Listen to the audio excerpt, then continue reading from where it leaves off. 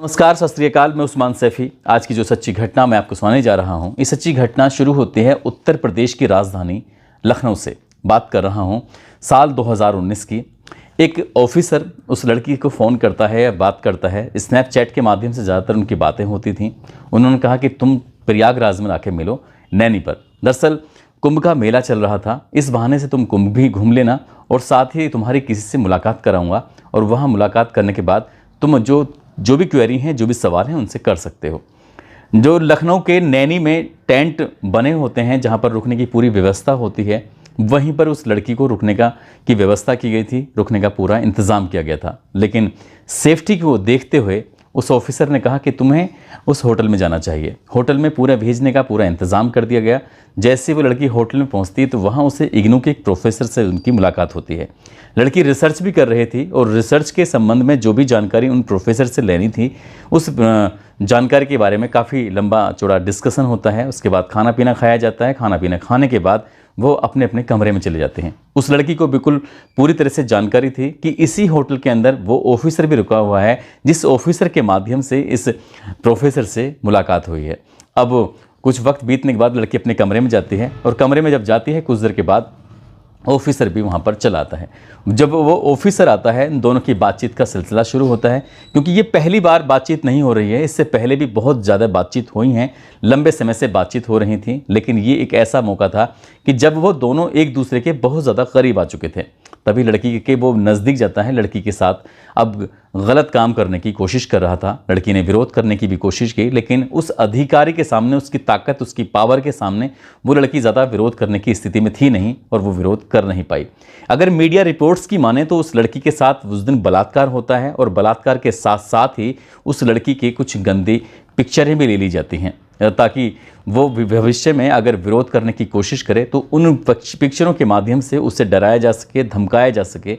तब लड़की ने विरोध करने की कोशिश की तो उसे बताया गया कि तुम्हारी कुछ अश्लील पिक्चरें हैं, यदि तुमने ऐसा कुछ विरोध करने की कोशिश की तो ये पिक्चर तुम्हारे माँ बाप को, तुम्हारे परिवार के लोगों को भेज दी जाएंगी, खामखा की बदनामी होगी, इसलिए चुपचाप रहो। अब वो लड़की उस वक्त ज़्यादा कुछ कहने के, बोलने की स्थिति में थी नहीं, क्योंकि उसके साथ जो हुआ था वो वाकई भयानक होता है। लेकिन ये पहली बार नहीं था। अब यहाँ से सिलसिला शुरू हो जाता है। अब न केवल उस होटल में, बल्कि जब भी कहीं दूसरे शहर में, दूसरी जगहों पर या फिर जहाँ मौका मिलता था वहाँ पर उसको बुलाया जाता था और बुलाने के बाद वो उसके साथ गंदा और घिनौना कृत्य हो जाया करता था। दरअसल एक लड़की है जिसका नाम वैशाली है। ये नाम काल्पनिक है और साल 2018 की ये बात है। उस लड़की की तलाश रहती थी कुछ ऐसे लोगों से, ऐसे ऑफिसरों से मिलने की जो ऑफिसर उसको सही मार्गदर्शन दे सकें, सही रास्ता दिखा सकें। मीडिया रिपोर्ट्स ये बताती है कि एक वो लड़की फेसबुक के माध्यम से अपना बातचीत का सिलसिला शुरू हो जाता है और पता चलता है कि जिस व्यक्ति से वो बातचीत कर रही है वो उत्तर प्रदेश के जो डीजीपी, यानी कि सबसे बड़ी पुलिस की जो पोस्ट होती है, उसके पीआरओ के पद पर तैनात होते हैं। नाम होता है राहुल श्रीवास्तव, जो कि एडिशनल एसपी होते हैं। उनसे वो बातचीत करती है। लड़की और उस ऑफिसर की उम्र में भी दुगने से ज़्यादा का अंतर होता है, इसलिए वो हमेशा उसको बेटा कह के बुलाया करते थे। इसलिए उसको हमेशा कहते थे कि मैं तुम्हारे पिता की तरह हूँ। इस तरह की बातें होती थी। अब यहाँ से इनकी पहली बार मुलाकात होती है। मुलाकात के बाद फिर फ़ोन का भी आदान प्रदान हो जाता है और जब फ़ोन का आदान प्रदान होता है तो अलग अलग सोशल मीडिया के माध्यम से, जैसे स्नैपचैट है या फिर किसी मैसेंजर के माध्यम से इनकी बातचीत भी हो जाया करती थी। और बातचीत होने पर ही ये एक दूसरे से कुछ थोड़ा नज़दीक आ जाते हैं। और कुंभ के मेले यानी कि साल 2019 में इस लड़की के साथ जब पहली बार बलात्कार होता है, रेप होता है, तो ये समझ नहीं पाते कि आखिरकार अब क्या करे तो क्या करे। अब ये कभी किसी होटल में लखनऊ के तो कभी कहीं, एक बार बताया जाता है कि दोस्त के भी रूम पर उन्होंने बुलाना शुरू कर दिया, कभी मामा के जो फ्लैट होता है वहाँ पर भी बुलाना शुरू कर दिया। यानी कि प्रत्येक सप्ताह अब आदत सी बन जाती है। लड़की उसका विरोध भी नहीं कर पा रही थी, लेकिन साथ साथ में लड़की को शांत करने के लिए उसे महंगे महंगे गिफ्ट भी दिए जा रहे थे, महंगी महंगी ज्वेलरी भी दी जा रही थी, ताकि वो शांत भी रहे और किसी से कुछ कह भी ना सके। लड़की ने यूपीएससी की तैयारी के लिए पूरी ईमानदारी से लगी हुई थी, लेकिन जब उस रास्ते से भटक जाती है, उसके साथ जो गलत हो रहा था वो किसी से कहने की स्थिति में होती नहीं है। हालांकि एक बार उसके ऑफिसर की पत्नी से मुलाकात होती है, उसको पूरी कहानी बताती है, लेकिन ऑफिसर की पत्नी को यकीन नहीं हो रहा था कि उनके पति कुछ इस तरह की हरकत भी कर सकते हैं। वक्त और आगे बढ़ जाता है। अप्रैल 2023 का ये वाकया है। लड़की प्रेग्नेंट हो जाती है और उस लड़की ने कसम खाई थी कि वो हर हाल में अब पुलिस से शिकायत करेगी, लेकिन जब बात पुलिस तक आती है तभी वो ऑफिसर कहता है कि तुम किसी भी अधिकारी के पास जाओगे, किसी की इतनी हिम्मत नहीं है कि वो जल्दी से FIR दर्ज कर ले। इसलिए जब लड़की ने बताया कि मैं तुम्हारे बच्चे की मां बनने वाली हूं, तब यहां पर जाके उस ऑफिसर के दिमाग में कुछ लगने लगता है कि ऐसा ना हो कि मामला अगर हाईलाइट हो गया तो शायद उसकी भी ज़िंदगी तबाह हो सकती है। इसलिए उसने लड़की को छल से अपने दोस्तों का सहारा लेने के बाद अलग अलग हॉस्पिटल में लेके जाता है। उसका असली नाम का कभी इस्तेमाल नहीं किया, लड़की के पिता के नाम का असल में कभी इस्तेमाल नहीं किया, और इधर से उधर कोशिश करके अपनी जो ताकत थी, पुलिसिया ताकत का इस्तेमाल करने के बाद उस लड़की का अबॉर्शन करा दिया जाता है। अब लड़की का अबॉर्शन हो जाता है। लड़की को और ज़्यादा गुस्सा आता है। उसे लग रहा था कि उसके साथ तो बिल्कुल ज़्यादा ही कुछ ज़्यादा ही हो गया है। इसलिए उस लड़की ने अब नज़दीकी पुलिस स्टेशन जाती है, जो कि गोमती नगर विस्तार थाना लगता है। वहाँ जाकर SHO को पूरी कहानी बताती है। SHO साफ इनकार कर देता है कि मैं इस मामले में FIR दर्ज नहीं कर सकता, इसलिए तुम्हें उच्च अधिकारियों से ही आदेश कराने होंगे, उच्च अधिकारी आदेश करेंगे तभी मैं कुछ कर सकता हूँ। इस लड़की ने अब CO सर्किल, जो सर्किल ऑफिसर होते हैं, उनसे मुलाकात की, लेकिन सर्किल ऑफिसर ने भी इस मामले को ज़्यादा गंभीरता से नहीं लिया। फिर बाई पोस्ट भी जो उच्च अधिकारी होते हैं, चाहे वो मुख्यमंत्री हो, चाहे वो DGP हो, एडिशनल SP हो, SP, SSP, कई अधिकारियों को उसने पत्र लिखे और पत्र लिखकर इसमें अपनी पूरी कहानी बयां की और बताया कि एक ASP साहब हैं, उन्होंने किस तरह से उस लड़की का लगातार साल 2019 से साल 2023 तक उसका शारीरिक शोषण किया है और लगातार ब्लैकमेल कर रहे थे। और बहुत सारी जानकारी, बहुत सारे सबूत अब इस लड़की के पास होते हैं, लेकिन उसका एक ही मकसद था ताकि वो अपने ऊपर जो हुआ है अन्याय, उस पर न्याय ले सके। लेकिन उस लड़की के पिता को भी शायद बार बार धमकाया जा रहा था, लड़की के पिता को भी डराया जा रहा था, शायद उन्हें पैसे का भी शायद लालच दिया जा रहा था कि इस मामले को यहीं ख़त्म कर दो, बात ख़त्म करो और जो भी हुआ है उसे मिटाने की कोशिश करो। लेकिन लड़की का करियर तो पूरी तरह से बर्बादी की कगार पर हो ही चुका था। लड़की ने हार नहीं मानी। इसके बाद वो DGP से भी मुलाकात करने की कोशिश करती है, DCP से भी मुलाकात करने की कोशिश करती है, महिला हेल्पलाइन यानी कि 1090 का भी सहारा लेती है।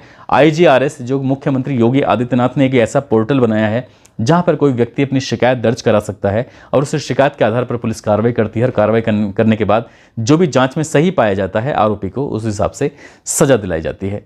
लेकिन IGRS पे भी इस लड़की की शायद कोई मदद नहीं हो पा रही थी, इसलिए उसने ट्विटर के माध्यम से इस घटनाक्रम को वायरल करना शुरू कर दिया। और जब मामला वायरल होने लगता है तो पूर्व DGP विजय कुमार इस मामले को गंभीरता से लेते हैं और कहते हैं कि इसमें कार्रवाई होनी चाहिए। फिर भी इस ऑफिसर यानी कि ASP के खिलाफ विभागीय जांच होती रहती है। लगभग 2 महीने तक विभागीय जांच चलती है और उस विभागीय जांच में कुछ ऐसा पाया जाता है कि लगता है कि जैसे कुछ ना कुछ इस लड़की के साथ वाकई गलत हुआ है। जब चारों तरफ से प्रेशर बनने लगता है पुलिस पर इस मामले को, फिर मीडिया भी बड़ी प्रमुखता से उठाती है। कई वेबसाइट, कई ऐसे अखबार होते हैं जो इसे लगातार प्रमुखता से प्रकाशित करते हैं और प्रमुखता से प्रकाशित करने के बाद 6 जनवरी 2024 को गोमती नगर विस्तार थाने में मुकदमा अपराध संख्या 444/2024 की धारा IPC की धारा 376, 506, 313 के तहत मुकदमा दर्ज कर लिया जाता है। दरअसल 376 धारा बताती है कि उसके साथ बलात्कार हुआ है, 506 यानी कि लड़की को लगातार धमकियां दी गई थीं और 313 यानी कि महिला की बिना सहमति के उसका अबॉर्शन कराया गया है। इसमें न केवल उस अधिकारी को उसमें मुख्य आरोपी बनाया गया, बल्कि उसकी पत्नी जो होती है उनको, उनके खिलाफ उनकी भी नामजद मुकदमा दर्ज होता है। साथ ही उनके दोस्त होते हैं सतीश, विक्रम, सिद्धार्थ, सौरभ, इन लोगों के खिलाफ मुकदमा दर्ज कर लिया जाता है। पुलिस इस मामले की जांच पड़ताल में जुट जाती है। लड़की ने फिर मीडिया पर आकर कहा कि जो व्यक्ति एक बड़ी पोस्ट पर, बड़े ओहदे पर है, बाद में पता चलता है कि वो ATS में एडिशनल SP होते हैं, तो उनके खिलाफ कोई क्या कार्रवाई करेगा। एक जो उनसे बहुत छोटा अधिकारी है, इस मामले की अगर जाँच करेगा तो कैसे इसमें ईमानदारी से जाँच हो सकती है। लेकिन ये भी आपको बताते चलें कि जब इंस्पेक्टर से नीचे के किसी अधिकारी के खिलाफ कोई मामला होता है तो उसमें SSP ही कार्रवाई कर सकते हैं, उन्हें सस्पेंड कर सकते हैं और जो भी विभागीय कार्रवाई होती है वो कर सकते हैं। लेकिन बात जब सर्किल ऑफिसर से ऊपर की जाती है तब ऐसी स्थिति में SSP के हाथ में शायद उतनी पावर नहीं होती है, वो सीधा मुख्यालय लेवल से यानी कि लखनऊ स्तर से ही कोई ना कोई कार्रवाई हो सकती है। इसलिए पहले जाँच होती है, जाँच होने के बाद इसमें फिर 12 फरवरी 2024 को उस अधिकारी को सस्पेंड कर दिया गया। जब ये खबर अखबारों के माध्यम से प्रकाशित होती है तब कहीं ना कहीं इस अधिकारी पर दबाव पड़ने लगता है और मीडिया कर्मियों ने जब इनसे बातचीत करने की कोशिश की तो उन्होंने साफ साफ इनकार कर दिया कि उन्हें फंसाया गया है, उनकी छवि को धूमिल करने के लिए कूट रचित इन डॉक्यूमेंट्स का प्रयोग किया गया है। उधर लड़की का कहना है कि बिल्कुल सारे डॉक्यूमेंट्स सही हैं और बल्कि इन्होंने अपनी ताकत का इस्तेमाल करने के बाद कई जगह तो नाम बदल दिए गए हैं, डॉक्यूमेंट्स बदल दिए गए हैं। उस लड़की को उसने साफ साफ कहा है कि उसको महंगे महंगे गिफ्ट दिए जाते थे और महंगे महंगे उसको ज्वेलरी दी जाती थी और जब उसके बिल कटते थे तो कहीं ना कहीं उस अधिकारी का ही ईमेल आईडी का ही प्रयोग किया जाता था। इसलिए उसके पास काफ़ी कुछ सबूत हैं। यदि पुलिस ईमानदारी से जाँच करे तो सच का सच और जो झूठ का झूठ बताया जा रहा है वो सब कुछ सामने आ जाएगा।